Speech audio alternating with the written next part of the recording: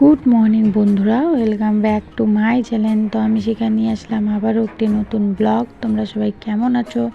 আশা করি সবাই ভালো আছো। তোমাদের আশীর্বাদ ভালোবাসা আমিও ভালো আছি।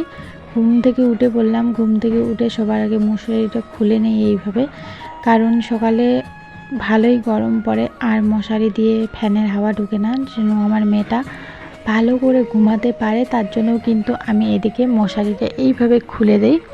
তো তারপরে আমি চলে আসলাম বাইরে এসে কিন্তু সবার আগে এই দেখো আমাদের বাড়িতে শিউলি ফুল ফুটেছে, সেই শিউলি ফুলগুলো তুলে নিচ্ছে। তার আগে কিন্তু আমি ভালো করে হাত পা ধুয়ে নিয়েছি। এই শিউলি ফুলটা না 12 মাস ফুটে, আর এখন তো অনেকগুলো করে ফুটে। তারপরে এই যে এখনও কেউ উঠে নেই, তার জন্য আমাদের বাড়ির এই দরজাটাও খোলা হয়নি। তাই আমি দরজাটা খুলে বাইরের ফুলগুলোও তুলে নিলাম। বাইরের ফুলগুলো তুলে চলে আসলাম বাড়িতে এসে এই যে এঁটো বাসনগুলো এখন বের করে নিচ্ছি। এই ঘরে খাওয়া হয়, তার জন্য ওইখানেই এঁটো বাসন থাকে। তারপরে আমার ঘরটা ঝাড় দিয়ে তারপরে এদিকে বারান্দাটাও ঝাড় দিয়ে নিচ্ছে। আর মাও কিন্তু ওইদিকে কাজ করছে, মাও কিন্তু বসে নেই, মা সবাই কিন্তু উঠে পড়েছে। এখন কিন্তু আমরা সবাই মিলেমিশে কাজ করি। মিলেমিশে বলতে মা আর আমি করি, ঠাম্মা তো কাজ করতে পারে না, ঠাকুরদাদা করে, ঠাকুরদাদা টুকটাক একটু চাটা করে। তো চলো ফটাফট এদিকে উঠানটা ঝাড় দিয়ে নিচ্ছে। তো কাদের কাদের বাড়িতে এরকম হয় অবশ্যই কমেন্ট করে জানাবে। তো দেখো সকালবেলা উঠে এইভাবে মিলেমিশে কাজ করতে কিন্তু দারুণ লাগে। আর জানো তো সকালে উঠে না একটু অলসতা লাগে, কাজ করতে একদমই ইচ্ছে করে না, জোর করে কাজ করতে হয়। শুয়ে থাকতে ইচ্ছে করে, বসে থাকতে ইচ্ছে করে, এরকমটা লাগে। ঘুমটা যে আছে, ঘুমটা না কাটতেই চায় না। যেহেতু এখন সকালে 5:30-6টার দিকে উঠি, আগে তো 7টা 7:30 এইভাবে উঠতাম।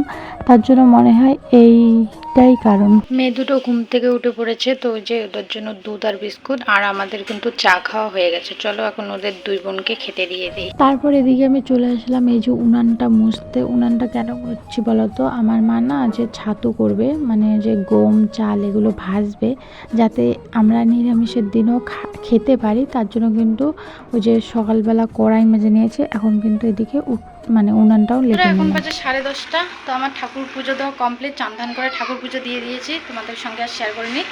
ঠাম্মা ঠাকুর দাদাকে খেতে দিয়ে দিলাম। এখন আমার মেয়ে দুটোকে খাওয়াবো, কলা মুড়ি খাওয়াবো। চলো ওদেরকে খাইয়ে তারপরে আমি খাবো। তারপরে এই যে এদিকে আমি পান্তা খেতে বসে বললাম, সবার খাওয়া হয়ে গেছে। এখন মা আর আমি মিলে পান্তা খাবো। দেখো পাঁপড় ভাজা আর এদিকে শীতল ভর্তা করে নিয়েছি। উফ, এভাবে পান্তা খেতে যে দারুণ লাগে বন্ধুরা, কি বলবো। তারপরে এদিকে ঠাকুরদাদা নিয়ে এসেছে মাছ, দেখো ছোট ছোট মাছ নিয়ে এসেছে। আর আমার মেয়ে দুটো যেহেতু ছোট মাছ খেতে পারবে না, তাদের জন্য বড় মাছ নিয়ে এসেছে। তো তারপরে এদিকে দেখো মা যে ছাতু করার জন্য যে গম চাল ভুট্টা এগুলো কিন্তু সমস্ত কিছু দেখো ভেজে নিচ্ছে। আর যা গরম পড়েছে কি বলবো। তারপরে আমি এই যে খাওয়া দাওয়ার বাসনগুলো মেজে নিলাম।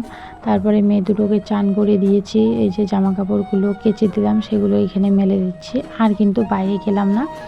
আর এই যে সকালবেলা মা এই জামা কাপড়গুলো কেচে দিয়েছে, সেই জামা কাপড়গুলো কিন্তু এদিকে আমি নিতে চলে আসলাম। আর এখানে ঘোলা হয়ে গেছে। তো ছাগলটাকে এই যে ছায়ার মধ্যে নিয়ে এসে দিয়ে ঘাস দিয়ে দিলাম। আর দুটো ছাগল তো ছাড়াই থাকে, ওরা এখন কোথায়। তো এই যে দেখো কাটলের উষা, কে কে খেয়েছো অবশ্যই কমেন্টে বলবে। তো আমরা এই যে খাবো, আমাদের পাশের বাড়ির দিদা করেছে তো দিল। তো চলো এখন খাওয়া দাওয়াটা করে নেই কাটল উষা।